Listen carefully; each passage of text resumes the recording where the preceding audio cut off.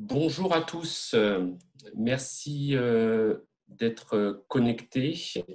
Donc, je me présente rapidement, je suis Yvon Gay, directeur associé du cabinet Sémaphore, un cabinet spécialisé dans les transformations RH, plan de sauvegarde de l'emploi ou réorganisation de plusieurs manières.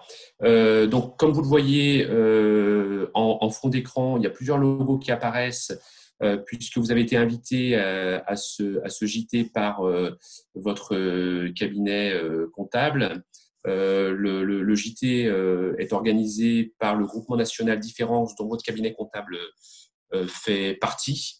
Ce JT sera proposé en replay également pour ceux, si vous voulez le revoir ou pour, si vous voulez le diffuser à d'autres, sachant que ces lives, ce replay sera inscrit sur le site de chacun de vos cabinets comptables sur un lien particulier qui est le lien Covid-19 que vous trouverez facilement. Et d'un point de vue très pratico-pratique, nous avons 30 minutes ensemble. Donc, je vais aller sur les thèmes, le thème principal qui est celui du dialogue social, la continuité du dialogue social pendant la crise et comment le gérer ou comment l'anticiper post-crise. À savoir que si vous avez des questions, n'hésitez pas à les poser. Posez-les, s'il vous plaît, dans l'espace chat, dans l'espace de discussion, et nous y répondrons. Pas forcément en live, mais ultérieurement dans les jours qui viennent. Donc, n'hésitez vraiment pas à poser toutes les questions que vous souhaitez. Donc, le point, c'est bien le dialogue social dont on va parler aujourd'hui, la continuité du dialogue social pendant la crise et comment anticiper le dialogue social post-crise, est-ce qu'il va évoluer ou non. Un petit rappel très très court, parce que je pense qu'il faut contextualiser en fait en termes de dialogue social ce sujet-là de la crise. Il y a eu plein d'évolutions législatives qui ont marqué le dialogue social en France et qui ont simplifié les procédures de dialogue social dans les entreprises. Les employeurs ont trouvé pas mal de bénéfices à ces différentes évolutions législatives. À l'inverse, les partenaires sociaux, les organisations syndicales, et notamment pour la dernière, les ordonnances dites Macron, ils ont trouvé que c'était parfois une forme de régression dans les prérogatives qui étaient les leurs. Donc, on est marqué sur ce début d'année puisque c'est le commencement de la mise en place des CSE et donc l'instauration des CSE en tant que telles et les premières réunions de CSE, c'est marqué par quelques cicatrices encore ouvertes sur les négociations qui ont pu avoir lieu et avec des points de désaccord réels dans le cadre de ces négociations, comme la baisse du nombre d'élus, d'heures de délégation, la fusion des instances et notamment la disparition du CHSCT. Et ça, on va en reparler parce que c'est important dans le cadre notamment des conditions de travail et de reprise du travail, la non-présence des suppléants en réunion, les possibilités de réunion à distance. Alors bien évidemment, c'était beaucoup plus marqué dans les grosses entreprises que peut-être dans les plus petites entreprises. Et pour autant, c'est un contexte à prendre en considération pour ce dont on va parler par la suite. Alors, quand on veut parler du dialogue social, en fait, on est dans le même cheminement que dans d'autres sujets. Là, il y a eu, pour le confinement, pour la crise, il y a eu des mesures exceptionnelles qui ont été prises. C'est des mesures, on va dire, techniques qu'il est bon de savoir, qu'il est bon de connaître. Je vais les présenter. On va y passer rapidement. Si vous avez des questions, j'y répondrai par la suite. Et ensuite, il y a comment le dialogue social en termes de savoir-faire et de savoir-être pendant la crise et post-crise, qui sont aussi des sujets, de notre point de vue, très importants à anticiper. Sur les mesures exceptionnelles qui ont été prises, elles sont issues, on va dire, de trois décrets et ordonnances successives, celle du 26, celle du 1er avril, 26 mars, celle du 1er avril et celle du 22 avril, qui viennent quelque part préciser comment va pouvoir être géré les relations sociales, le dialogue social à distance et les dérogations que l'employeur peut utiliser pour aller plus vite finalement par rapport à des obligations qu'il peut avoir vis-à-vis du CSE et des partenaires sociaux. Donc, la première qui est pas neutre, qui concerne en particulier les TPE, ce sont les élections, notamment les élections du CSE avec de nouveaux délais, avec un processus électoral qui est suspendu à compter de 12 mars et dont la reprise n'est pas encore indiquée puisque elle est fixée à 3 mois après la cessation de l'état d'urgence sanitaire, date qui reste effectivement à préciser, à confirmer. Est-ce que c'est le 11 mai ou est-ce que ça sera une date ultérieure? Ça, on le saura prochainement. Et le report, bien évidemment, des élections TPE, report qui est a priori au premier trimestre 2021. Voilà. Donc, la conséquence de ça, la conséquence immédiate et concrète, c'est qu'il y a prorogation des mandats des représentants élus pour ce qui est des CSE et prorogation des mandats en cours et des conseillers prud'homaux et des membres des commissions paritaires régionales interprofessionnelles pour ce qui concerne les TPE. Donc ça, c'est une dérogative et une mesure précise qui a été proposée. D'autres dérogatives ou d'autres mesures ont été proposées dans le cadre de ce qu'on appelle de manière générale le dialogue social.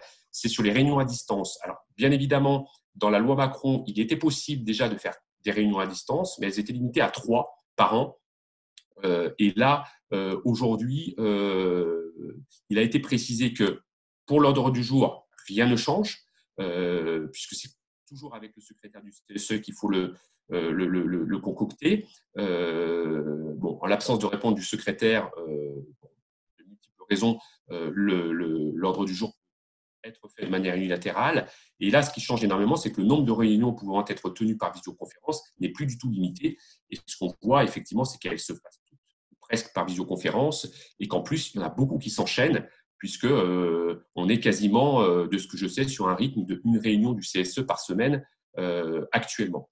Un recours possible et autorisé à la conférence téléphonique ou un panachage des solutions entre visio et conférence téléphonique, toujours en s'assurant que les moyens technologiques à disposition sont rendus possibles pour l'ensemble des membres présents. Le petit point de vigilance, et j'irai surtout sur les points de vigilance concernant ces mesures techniques, c'est quand les élus n'ont pas accès à la visioconférence, ils doivent pouvoir avoir l'ensemble des documents d'information nécessaires à leur consultation en amont pour pouvoir non seulement les prendre enfin les lire et en prendre connaissance, mais pour pouvoir réagir dès lors que l'employeur pourra les présenter lors de la réunion. Le recours autorisé à la messagerie instantanée de manière subsidiaire, mais là, pour le coup, il est à privilégier bien évidemment la visio, ensuite l'audio et la messagerie instantanée voilà, en troisième cas.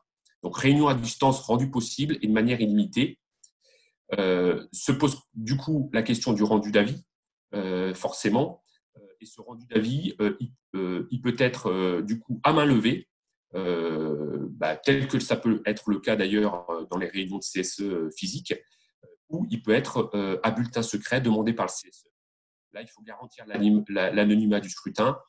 Et donc là, il est à privilégier des solutions électroniques que quelques prestataires sur la place proposent qui vous sécurisent sur la véracité des solutions et en tout cas la faisabilité des solutions. Voilà.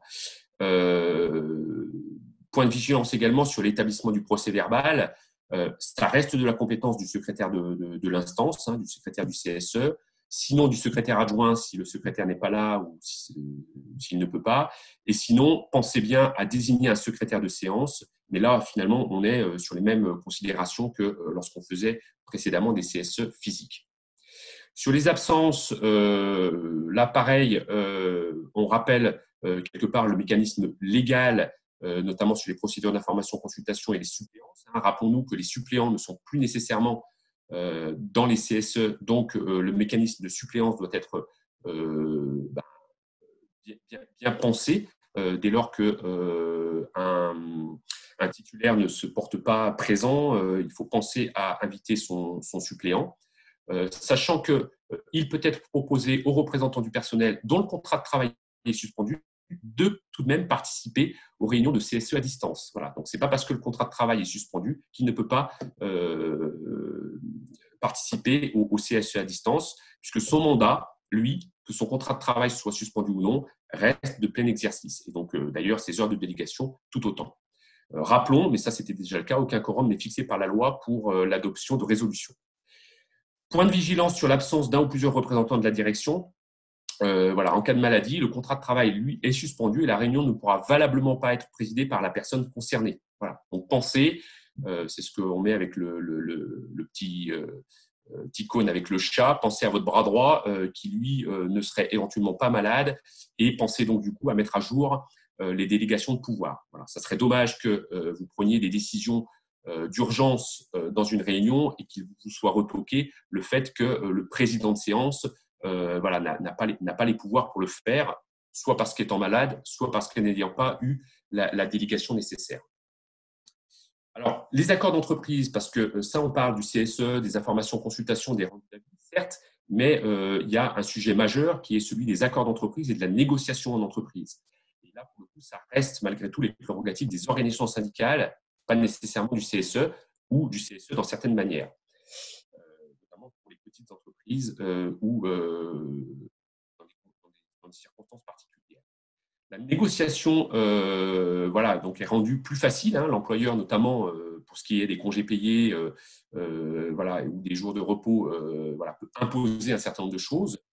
Il est recommandé d'organiser les réunions de négociation collective à distance par le ministère du Travail, toujours dans les mêmes principes de loyauté de la négociation tels qu'ils existaient déjà dans le cadre de négociations physiques. Ce qui est important, c'est que là, à la différence des membres élus ou représentants du personnel, les délégués syndicaux, eux, il n'y a pas de mécanisme de suppléance qui existe. Donc, en cas d'indisponibilité des délégués syndicaux, là, rapprochez-vous de manière très directe des organisations syndicales représentatives concernées pour que le délégué syndical soit remplacé par un autre délégué syndical afin de pouvoir mener les négociations bon, bien évidemment, une personne qui remplisse bien les conditions prévues par le Code du travail. Et donc, il faut revoir un petit peu les conditions d'élection, les conditions électorales, pour vous assurer que la personne qui vous est proposée voilà, soit pas non éligible au titre de délégué syndical. Respect de la loyauté de la négociation, ça veut dire que, bien évidemment, vous envoyez, enfin, vous invitez toutes les organisations syndicales représentatives à négocier et vous envoyez tous les sujets de négociation voilà, de manière identique à l'ensemble des organisations syndicales. Ça, rien ne change. Pour signer un accord, bah là, pareil, hein, il y a quelques dérogations, ou en tout cas quelques points à préciser. Privilégier bien évidemment la signature électronique. Il est possibilité d'envoyer le projet soumis à signature par courrier à l'ensemble des parties à la négociation afin que chacun puisse le signer manuellement. Alors l'idéal, mais on voit bien que l'idéal, il est difficile à respecter. L'idéal, ça serait que la signature soit apposée sur le même document. Et ce qu'il est donc possible de faire, si c'est matériellement impossible, ce qui est possible de faire, c'est d'envoyer un projet d'accord à toutes les parties prenantes qui vont le signer, elles, individuellement, et ensuite vous agraferez voilà, tous les exemplaires individuellement signés par chacune des organisations syndicales pour en faire un seul et même document. Et là, ça sera valable en termes d'accord d'entreprise. Alors, bien évidemment, dans un certain nombre de cas, il n'est pas possible de négocier avec les organisations syndicales représentatives et donc il faut consulter le personnel par vote électronique. Ça met une démarche un peu compliquée et pour autant nécessaire, puisqu'il y a certains accords d'entreprise qui doivent être négociés puis soumis à l'approbation des 2/3 du personnel, notamment dans les TPE où il n'y a pas d'organisation syndicale représentative. Et là, pour le coup, il n'y a pas d'autre choix actuellement que d'organiser l'approbation au scrutin secret, donc à caractère personnel, secret de la consultation garanti. Donc, une consultation uniquement par mail ne serait pas recevable, de ce que l'on comprend. Hein, donc, c'est un point de vigilance qu'on vous soumet. Et donc, le scrutin peut être réalisé sous enveloppe ou par voie électronique. Là, ça rend les choses effectivement un petit peu plus complexes. Et pour autant, il va falloir trouver les moyens de le faire si vous êtes dans ce cas de figure particulier. Dans le cadre du dialogue social, voilà, je ne vais pas y passer beaucoup de temps. Si vous avez des questions, bien évidemment, posez-les. Mais il y a des choses qui ont été modifiées pour ce qui concerne les PSE, hein, les plans de sauvegarde de l'emploi pendant la crise sanitaire.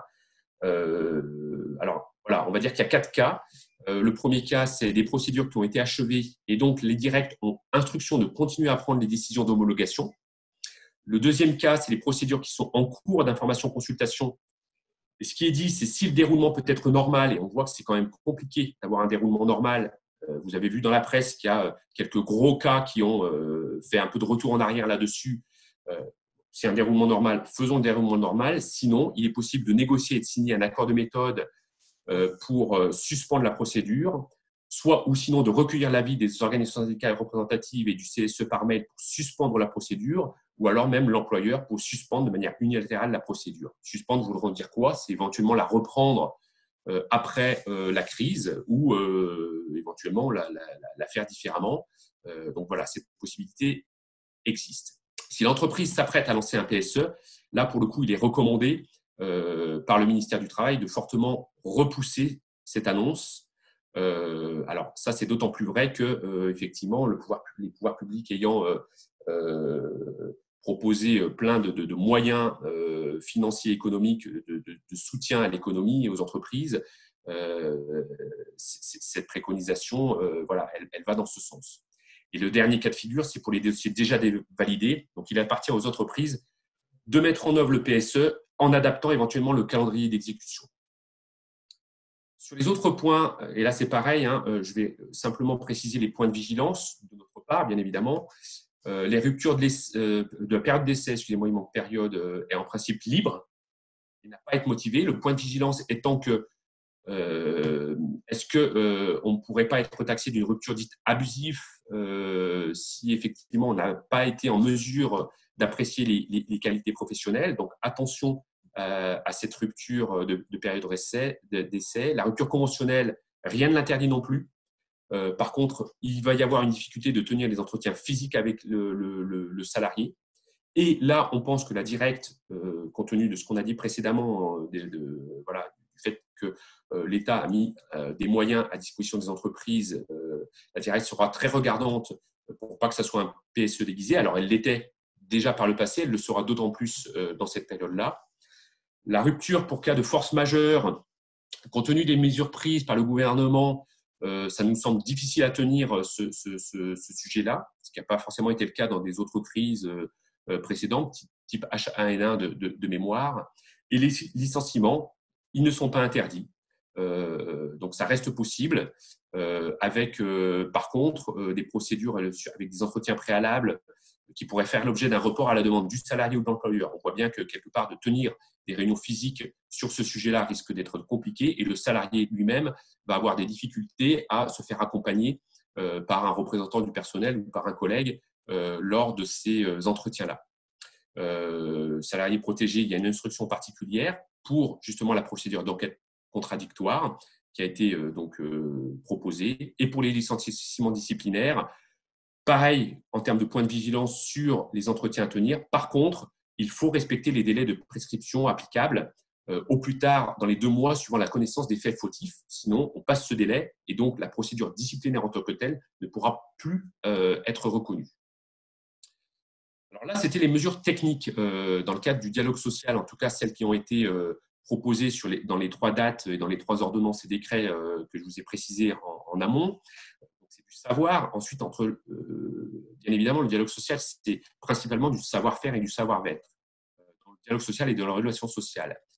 Et donc, ce qu'on disait en préambule, à savoir que le climat précédant cette crise n'était pas des plus folichonnes entre partenaires sociaux, patronales et organisations syndicales, alors plutôt au niveau national que dans les entreprises. On voit bien que dans les entreprises, ça se passait bien dans un certain nombre de cas.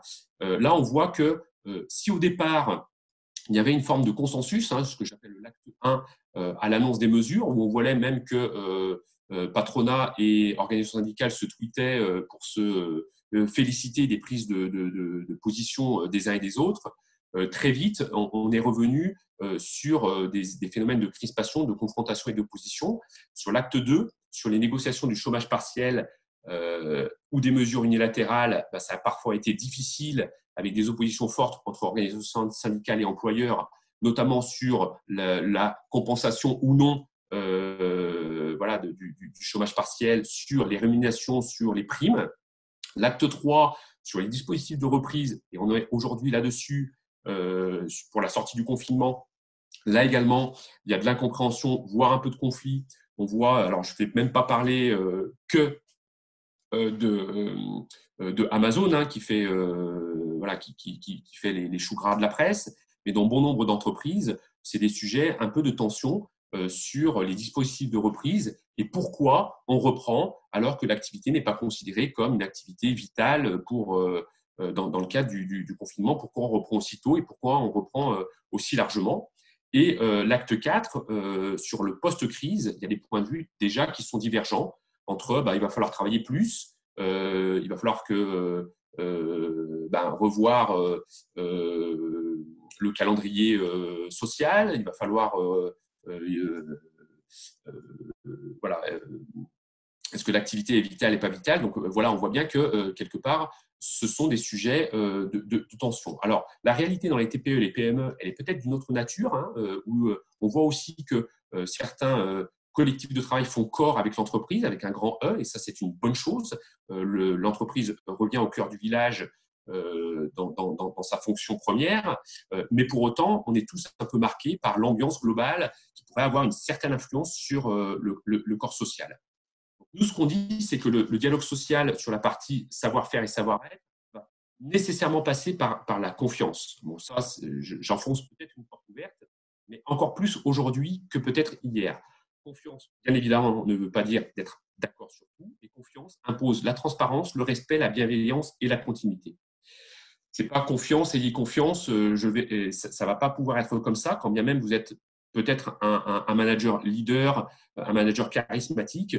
Là, tout le monde va revenir dans l'entreprise avec plein d'informations, des informations contradictoires, plein de positions prises par les uns et les autres, et va revenir avec des intentions, des envies et des questions. Et donc, il va falloir mobiliser dès maintenant, ça s'anticipe, toutes les parties prenantes. Bien évidemment, la direction et les représentants du personnel, ça on l'a vu parce que les négociations sont nécessaires et obligatoires. Il va falloir trouver des terrains d'entente, mais il ne faut surtout pas négliger ni les managers de proximité, ni les salariés, et pas plus les représentants de la puissance publique, et en particulier la médecine du travail et la directe qui vont jouer un rôle tout à fait particulier dans cette période-là. Mobiliser toutes les parties prenantes, pourquoi et comment? Il va falloir donner du temps aux IRP, hein, aux instances représentatives du personnel et aux organisations syndicales, puisqu'il va falloir négocier avec elles, trouver les compromis, s'assurer que les mesures que vous allez prendre font sens pour eux, alors font sens dans savoir qu'elles vont être acceptables, notamment sur les mesures de reprise en termes de conditions de travail. Et en plus, de notre point de vue, il va falloir anticiper l'après, puisque, a fortiori, voilà, on va avoir des entreprises avec une certaine fragilité économique, et donc il va falloir bien faire comprendre ces sujets-là aux organisations syndicales et aux représentants du personnel pour qu'il y ait un juste équilibre entre les exigences économiques et de reprise et les exigences en termes de conditions de travail et de dialogue social. Des partenaires à ne pas négliger, la médecine du travail et la directe. J'y reviendrai en particulier sur la médecine du travail. Vous savez qu'elle a des pouvoirs étendus, notamment celle de pouvoir procéder à des arrêts de travail, mais aussi celle de devoir avoir une lecture des mesures prises pour reprendre le travail, des mesures en termes de conditions de travail, et donc du coup une lecture de l'actualisation de votre document unique de prévention des risques. Et là, ça sera un sujet majeur de trouver auprès de la médecine du travail les mesures qui vont bien pour qu'elles soient quelque part d'accord avec tous les dispositifs que vous proposez. Du soutien et des objectifs réalisés pour les managers de proximité. Là, ça nous paraît aussi essentiel de garder un lien très fort avec les managers et de les aider, eux, à garder un lien très fort avec leurs équipes. Pourquoi? Parce que dans cette période-là, en fait, on peut facilement perdre le fil avec les salariés, avec les équipes, et les managers peuvent aussi eux-mêmes réfléchir à des positions un peu contradictoires entre voilà, il faut reprendre pour le bien de l'entreprise, et à la fois moi-même je me sens pas de reprendre par rapport à la situation et l'appréhension que j'ai par rapport au virus. Et les managers vont être nécessairement challengés par les salariés. Pourquoi? Parce que les salariés aujourd'hui, ils ont des sphères d'influence. Tout le monde a son WhatsApp, tout le monde a ses relations à distance avec des collègues, avec des amis, etc., etc. Et le manager, il va devoir retrouver de la légitimité de management. Et pour retrouver de la légitimité de management post-crise, il faut qu'il en conserve le maximum pendant la crise. Donc, des points réguliers avec ses salariés nous semblent être un point fort pour les managers. Du lien professionnel de proximité avec les salariés, je viens d'en parler. Il ne faut surtout pas oublier les salariés, quand bien même ben voilà, on est en télétravail, on est en chômage partiel, on est en RTT imposé. Il ne faut surtout pas oublier les salariés. Il faut s'assurer que le lien professionnel avec l'entreprise soit maintenu régulièrement. Il faut instaurer des rituels. Et ça, c'est dans le but de la continuité du dialogue social. Pourquoi? Parce que les salariés demain, tout comme les managers, voudront être beaucoup plus impliqués dans le dialogue social qui ne pourra plus être un domaine de spécialistes entre la direction et les représentants du personnel. Donc, à chaque période, ces points d'intention, dans le cadre du dialogue social, chaque période, nous, on en identifie 4. Celle du confinement, avec les mesures techniques et sociales qui ont été prises. Et là, on va dire, j'oserais presque dire que ça a été finalement la période la plus facile à gérer, puisqu'en fait, il y a eu des directives qui se sont imposées à tous. Aujourd'hui, la perspective de la reprise, alors bien évidemment, il y a des entreprises qui bossent déjà, mais il y a la perspective d'une plus grande reprise. Et là, je pense qu'une majorité d'entreprises se trouvent à ce moment-là. Donc, c'est l'urgence sur les conditions de sécurité sanitaire. Ensuite, il y a la reprise et ensuite, il y a le retour à la normale. Et donc, tous les sujets, tous ces sujets-là que je vous liste ici, à mon avis, il faut à chaque période-là vous questionner, savoir comment vous les prenez en compte. Et notamment, et en particulier, on le voit, l'équité, qui est un sujet majeur à prendre en considération. Donc, bien préparer la reprise, et j'ai plus que 5 minutes devant moi. Est-ce que c'est le 11 mai? Est-ce que c'est une date clé? Alors, c'est à la fois une date clé et à la fois, ce n'en est pas, puisque la reprise sera nécessairement progressive et elle ne concernera pas tous les salariés. Donc, voilà. Quand on dit qu'elle ne concernera pas tous les salariés, ça veut dire que pour préparer la reprise, et dans le cadre du dialogue social, il faut bien préparer la sortie du confinement et la reprise d'activité. Il faut avoir une juste estimation de l'activité de reprise, activité partielle, parce que, et ça on l'a vu dans une grande entreprise, ils ont fait revenir des salariés et ils n'avaient pas les pièces détachées. Donc là, ça a été catastrophique en termes de dialogue social, puisque les salariés se sont sentis blessés. On leur a demandé de reprendre dans des conditions pas acceptables, puisqu'il n'y avait pas les pièces détachées. Les organisations syndicales ont crié au scandale parce que voilà, ils avaient alerté sur le fait que la reprise n'était pas possible. On se tient tous aujourd'hui par la barbichette, puisqu'on est tous interdépendants de nos fournisseurs et de nos clients. La reprise, c'est anticiper les situations des personnes vulnérables et fragiles et la prise en compte des singularités et toujours penser équité et équilibre. Là, vous avez un vrai travail, et ça, c'est peut-être vos managers de le faire, de bien identifier les personnes qui ne vont pas pouvoir reprendre. Et quand vous avez une activité partielle, donc ça touche à l'équité, faites reprendre ceux qui peuvent et non bien évidemment pas les personnes vulnérables, pas les personnes fragiles et pas les personnes qui ont quelques singularités. Singularité, ça veut dire qu'elles pourraient reprendre, mais leurs conditions personnelles ne leur permettent pas. Est-ce que ça doit nécessairement passer par du volontariat? Je ne le sais pas, mais en tout cas, ça doit avoir une finesse dans l'analyse des situations de chacun par rapport à la reprise pour pas qu'il vous soit justement taxé d'inéquité ou de maladresse. Et donc, tout ça, c'est la mise en place, bien évidemment, négocier, discuter avec les salariés directement, pourquoi pas, avec bien évidemment les partenaires sociaux et avec la médecine du travail, des mesures de sécurité et de santé. Et là, on est bien dans le cadre du dialogue social. Vous reprendrez positivement l'activité si vous avez fait ce cheminement avec l'ensemble des parties prenantes pour vous assurer, non pas que vous avez les meilleurs ou le nec plus ultra des mesures, mais les mesures adaptées qui conviennent, qui sont comprises par les partenaires sociaux, qui sont acceptées par la médecine du travail et qui sont de nature à rassurer les salariés, parce qu'il y a une vraie appréhension dans la reprise. Le jour J est important. Le jour J, c'est pas on rentre et on va directement, de notre point de vue, au charbon, si j'ose cette expression-là. Le jour J, il va falloir former les salariés aux mesures des préventions. Ça fait partie du dialogue social. Il va falloir proposer des dispositifs simples permettant au collectif de s'exprimer, des réunions d'information pour se retrouver. Je pense qu'il faut perdre du temps pour mieux en gagner, perdre du temps avec vos salariés dans la reprise, les laisser s'exprimer sur leurs appréhensions, sur leurs questionnements, questionnement vis-à-vis même de l'entreprise, questionnement vis-à-vis de l'activité. Donc la première journée, peut-être que ce ne sera pas une journée de travail, mais ce sera une journée de recohésion des équipes et donc de dialogue social. Et ensuite, proposer également des dispositifs également simples, ce n'est pas la peine de faire des usines à gaz, pour identifier et capitaliser sur les bonnes pratiques de mise en œuvre. Ceux qui ont fait 3 mois de télétravail, je pense qu'ils vont s'interroger à savoir si le télétravail ne peut pas devenir voilà, une manière de travailler plus régulière et récurrente pour eux.